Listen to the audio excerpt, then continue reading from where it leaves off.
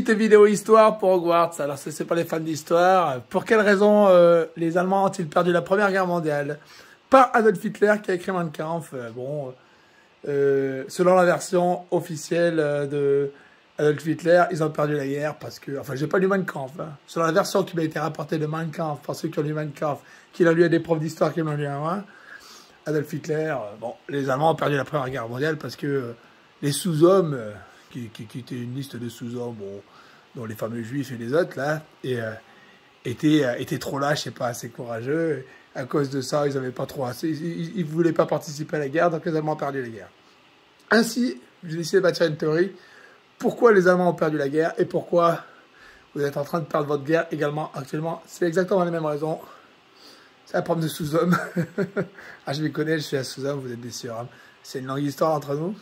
Donc j'ai analysé la situation avec mon cerveau cosmique, parce que bon, c'est vrai que je suis un sous-homme, mais comme Albert Einstein, ça cogite un peu, j'ai rien d'autre à faire, ça va me branler. Donc j'ai réfléchi à la question, pourquoi le sous-homme, à la guerre, pose problème au surhomme.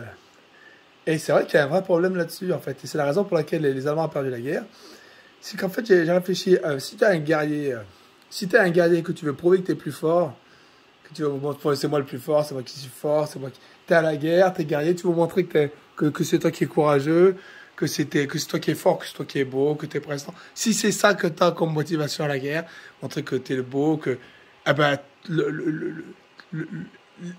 ceux de ta propre équipe, tu vas les humilier, tu vas leur dire qu'ils sont pas beaux, qu'ils sont moins forts que toi, qu'ils sont pas courageux. Et à la fin, tu vas les exclure. Toi, tu viens pas te battre avec nous. C'est comme à l'équipe de foot, là, quand on est gamin. Non, toi, tu es une femme, tu joues pas avec nous. Nous, on est les mecs. Et cette mythologie, là, du surhomme, là, qui a des femmes, qui a des hommes, qui a le fort, qui a le faible, tout ça. À la guerre, ça pose un souci, mais à toutes les guerres. Du fait, non pas tellement de la division, hein. C'est pas tellement le fait que les forces soient divisées, que bon, qu'on n'ait pas toutes les forces à la limite. Bon, on n'a pas besoin de tout le monde à la guerre. Mais c'est que en fait, le mec, il va pas à la guerre pour gagner l'adversaire. Le héros, là, l'homme, le vrai mec, qui se prend pour un grand. D'ailleurs, à l'équipe de foot, c'est tous devenus, je pense, des footballeurs internationaux, là. L'histoire des femmes, là. Ils se prennent tous pour des... et donc, ils vont à la guerre pour gagner une guerre. On se place à la Première Guerre mondiale. On a le type là, qui n'a pas sélectionné la femme de l'équipe de foot. Il va à la Première Guerre mondiale, il y va. Théoriquement, c'est pour gagner contre les Français, on va dire. L'Allemand, on va dire. Il y va pour gagner la guerre. Mais ce qu'il va faire, en fait, c'est pas ça.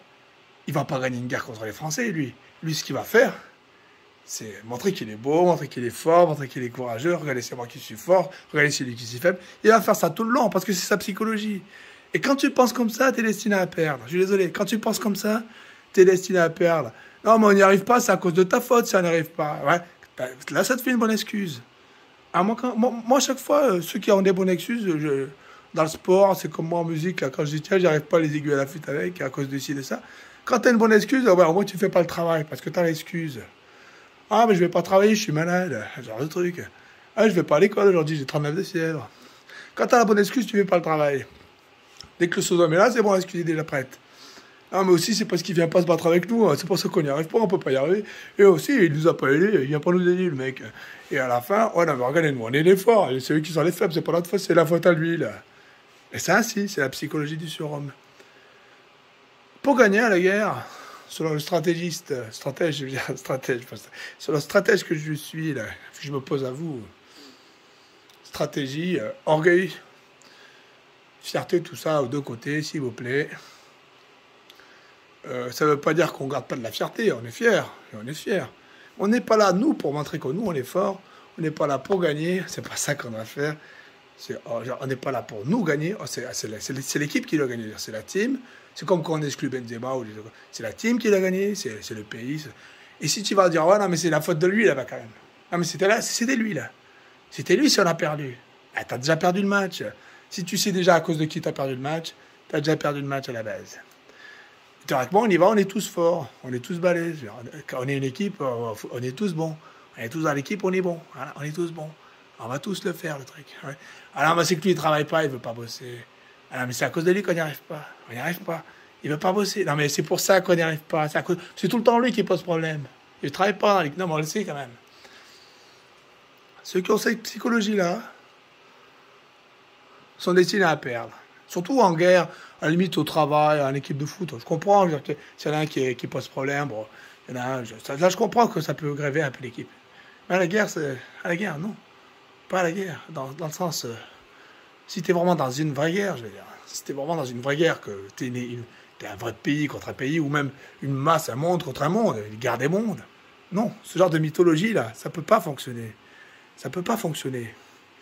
Parce que le jour où tu es dans une vraie guerre, c'est que tu es dans la merde. C'est que tu es dans le caca. Et le jour où tu es dans le caca, la personne qui peut t'aider, que ce soit un homme ou une femme, tu n'as absolument rien à cirer en réalité. Tu n'en as totalement rien à faire en fait. Un homme, c'est une femme, il va pas se faire sauver par une femme quand même. Non, non, non, ça t'en a rien à cirer quand tu es à la guerre.